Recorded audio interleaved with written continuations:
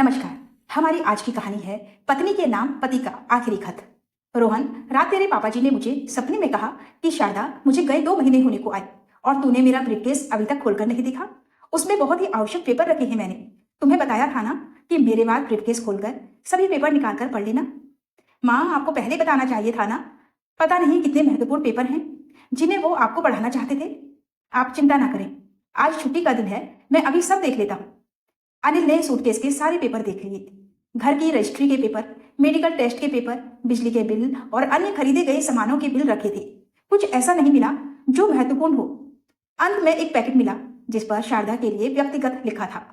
कौतूहलवश packet खोला तो उसमें 2 लिफाफे निकले जिस पर 1 नंबर और 2 नंबर लिखा था। माँ, पहले आप 1 नंबर का लिफाफा खोलिए, बाद में 2 नंबर का खोलिए। ये केवल आपके लिए है। बेटा, तुमसे क्या छिपाना, तुम तो मेरे अपने हो। बहू को भी बुला लो, तुम ही पढ़ो, मुझसे नहीं पढ़ा जाएगा। शारदा, जब से मैं बीमार रहने लगा तभी से मैं चाहता था कि अपने जीवन से संबंधित हर चीज और हर आवश्यक बातें तुम्हें समझा दूं, जिससे मेरे जाने के बाद तुम्हें कोई परेशानी ना हो। लेकिन जब जब तुमसे बात करनी चाहिए तब तब तुम भावुक हो जाती थी।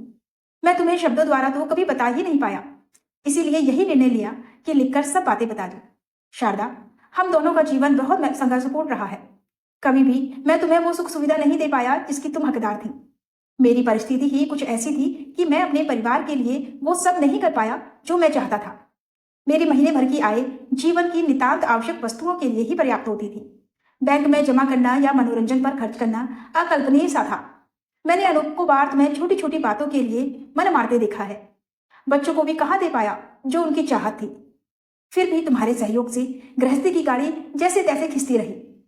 इसी बीच घटी एक घटना ने मेरे मानस को झकझोर कर रख दिया।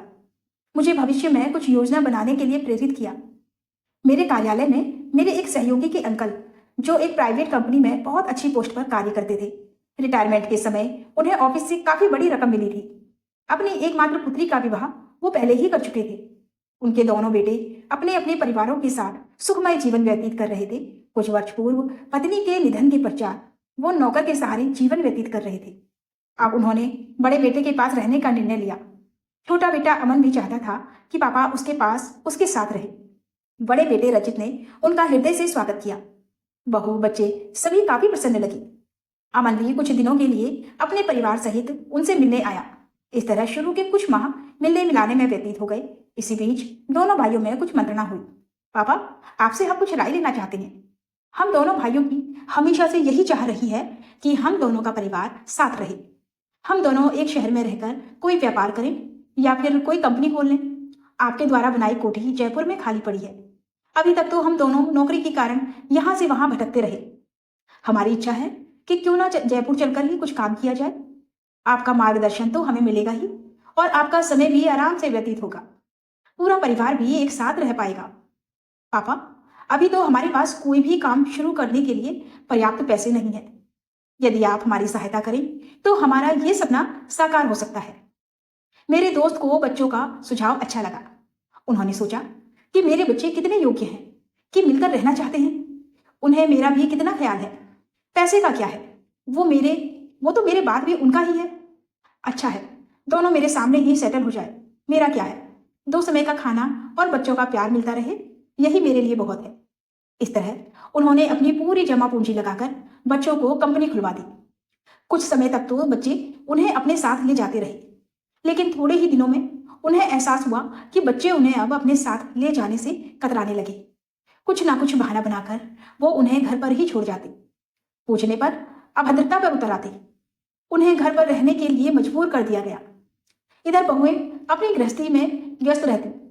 ससुर के हर समय घर पर रहने से उनकी स्वतंत्रता में बाधा पड़ने लगी। उन्होंने भी उनकी आवश्यकताओं को अनदेखा करना प्रारंभ कर दिया। स्थिति ये हो गई कि 2 रोटी के लिए भी उन्हें बार बार बहुओं को याद दिलाना पड़ता था। वे खुद को अपमानित महसूस करने लगे थे। तनाव उन पर हावी हो गया। जब समस्या हद पार कर गई तो उन्होंने नींद की अधिक गोलियां खाकर अपने को समाप्त कर लिया। उनके पैसे से सबल बने पुत्रों पर किसी को शक नहीं हुआ। उनकी मृत्यु का रहस्य उनकी कोठी की दीवारों में दबकर रह गया। शारदा, इस घटना ने मुझे व्याकुल कर दिया। कई रात मैं सो ना सका। मुझे महसूस हुआ कि पैसे का जीवन में कितना अधिक महत्व है। इस छोटी सी नौकरी में तो कुछ भी अतिरिक्त संचय करना असंभव है। रिटायरमेंट के बाद तुम्हारा क्या होगा? बच्चे समय के साथ अपनी अपनी गृहस्थी में रम जाएंगे। इस बीच मुझे कुछ हो गया तो तुम कैसे अपना समय गुजारोगी? यही चिंता मुझे सताई जा रही थी। इसी चिंता ने मुझे नौकरी के अतिरिक्त कुछ अन्य कार्य करने के लिए सोचने पर विवश कर दिया। क्या करूं, कैसे करूं, इसी उधेड़-बुन में कई दिन निकल गए। फिर एक मित्र ने सुझाव दिया, तुम पढ़े लिखे हो, क्यों नहीं बच्चों को ट्यूशन पढ़ाते?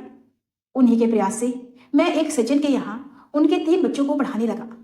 तुमसे कहता तो तुम कभी मुझे ये सब करने ना देती। काम की अधिकता का बहाना बनाकर मैं दफ्तर के बाद बच्चों को पढ़ाने जाने लगा। इस तरह मैंने तुमसे पहला और अंतिम झूठ बोला। ट्यूशन की आय को हर माह लेने के बजाय मैं साल में एक बार लेता।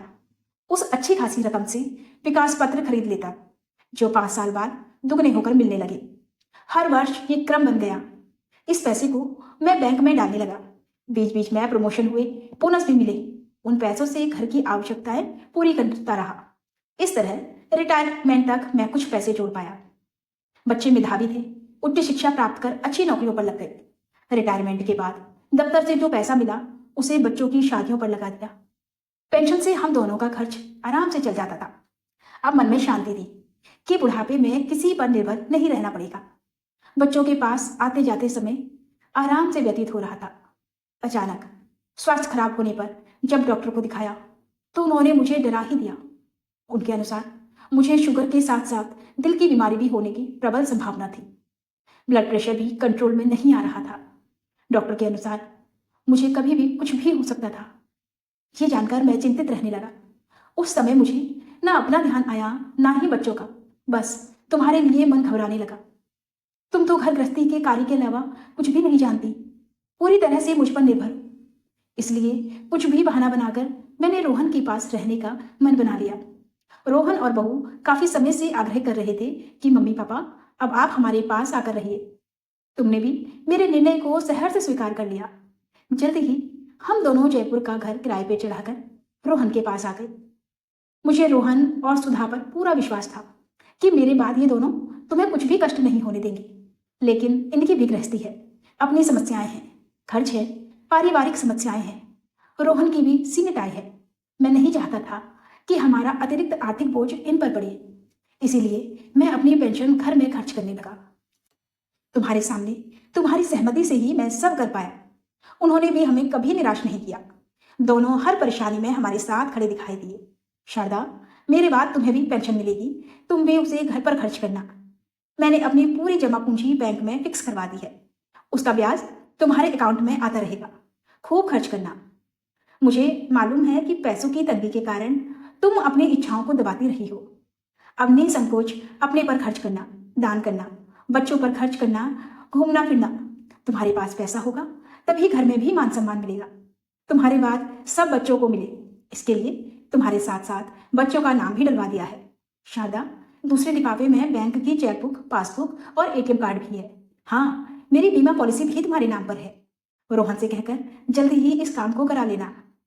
अब बंद करता हूँ, समझदारी से रहना। रोहन ने दूसरा लिफाफा खोला। उसमें सब पेपर सुरक्षित थे। मेरे साथ साथ बेटा बहू भी अपने आंसुओं को कहाँ रोक पाए। उन भावुक पलों में बहू ने आगे बढ़कर अपने आंचल से मेरे आंसू पोंछ दिए। माँ, पिताजी ने जो भी सोचा या किया वो ठीक ही होगा, परंतु आप विश्वास करें कि मैं और सुधा आपका दिल कभी भी नहीं दुखाएंगे। मैंने डबडबाई आंखों से उन दोनों को आंखों में भर लिया।